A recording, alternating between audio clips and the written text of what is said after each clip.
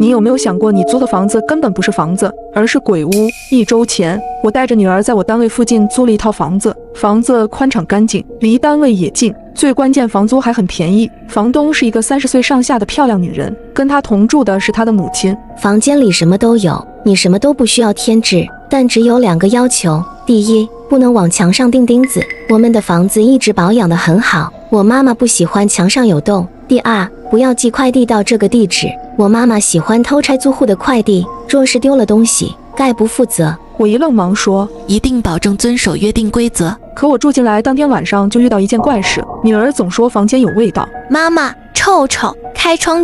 我想着也许是太久没人住了，有霉菌什么的发臭，而我有鼻炎，也闻不出味道。为了女儿，只好一整晚都开着窗。到了半夜，我女儿突然惊醒，妈妈，我听到有小弟弟小妹妹在哭。我感觉有点诧异，妈妈没听到啊，宝贝，你是不是做噩梦了？妈妈，不是梦，是真的，有小弟弟小妹妹在哭。我心疼地将她抱在怀里安慰。好了，妈妈知道了，宝贝不怕，妈妈在。后半夜，我一直把女儿抱在我的怀里。其实我也感觉出来这房子有些奇怪，晚上闭上眼睛的时候，总觉得床在随着地面起伏，像极了什么在呼吸。早上一开门，我竟发现一串水脚印出现在我的房门口，直觉告诉我事情并不简单。等我送完女儿上幼儿园，到公司才想起来做的计划书没带，只好请了假跑回去拿。就在我拿了材料要走的时候，房东老太太走出来，阴恻恻地看着我。走吧，再不走来不及了，别怪我没提醒你。阿姨，您为什么要赶我走啊？你女儿在吗？我正想找她问点事。她不是我女儿。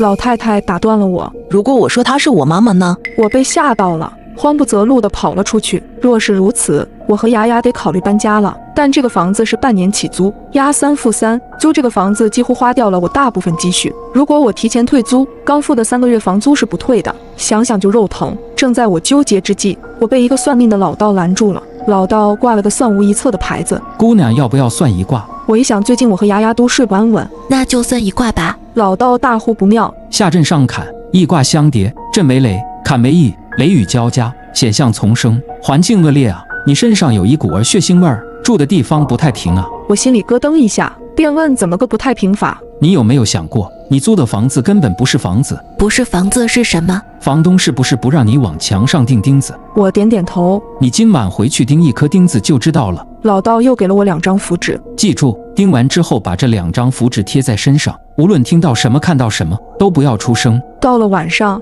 女儿睡着之后，我拿出符纸，分别贴在我和女儿身上，然后拿起锤子和钉子，用力钉进墙壁。没想到离奇的一幕发生了，房东从来不让在墙上钉钉子，而我却听了老道的话，将1颗钉子钉了上去。没想到离奇的一幕发生了，墙壁上忽然出现了一个黑影。这是个什么东西？妈妈！这时女儿醒了，我示意她不要出声，然后抱起女儿飞奔出房门，却看到房东站在2楼的楼梯口，定定地看着我。大半夜的，你做什么啊？房东一脸关切地看着我和牙牙。你抱着枕头做什么？闻言，我低头看向自己的怀中，不由得头皮一麻，我怀里还真的是枕头，女儿不见了。我转身冲进房间，房间里空空如也。都怪我，我应该早些离开的，也不该听瞎道似的去拿钉子钉什么墙壁，我应该直接搬走。这房子是不是房子，是什么东西跟我无关，我只要我的女儿。房东摘下我身上的符纸。江之，这是谁给你的？这个是迷魂符，你睁开眼睛好好看看。这时天已放亮，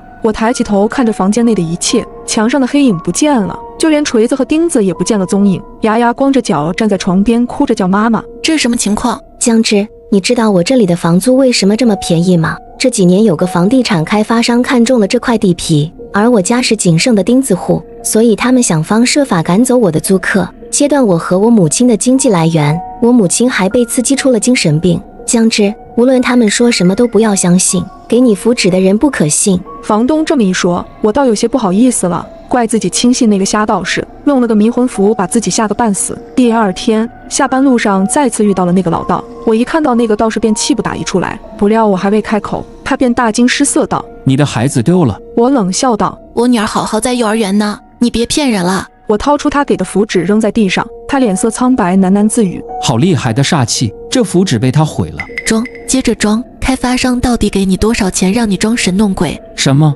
瞎道士一脸疑惑。你呀，小心你的房东啊，尽早搬出来吧。不能搭进去个女儿，再把自己搭进去。你若是不信，就试试他说的第2条禁忌。我懒得跟他废话，直接离开了。傍晚接了女儿回家，我发现这孩子话变得特别少。宝贝，怎么了？不开心吗？给妈妈说说。女儿依旧不出声。我想着孩子会不会昨晚被吓到了，便说：宝贝，若是不喜欢这个房子，等明天妈妈找老板预支一下工资，带你重新租个房子好不好？不好。女儿突然开了口：我不要离开这个房子，这是我家。我一愣，牙牙这个态度我完全没想到。我想起今天夏老道说我女儿丢了的话，一股凉意自脚跟直冲脑门。若眼前的人不是我的女儿，那会是谁？晚上我躺在床上，想起了老道说的第2条禁忌，我咬了咬牙，便买了一个次日达的生活用品，写了房东当初发给我的地址。天一亮，我送完女儿上幼儿园，没有一点心思去上班了。突然快递的电话打过来了。您好，您的送货地址好像不对。我屏住呼吸问：怎么不对？这个地址不存在，S 街只有1到139号，没有140号。定位显示这里是一片荒地，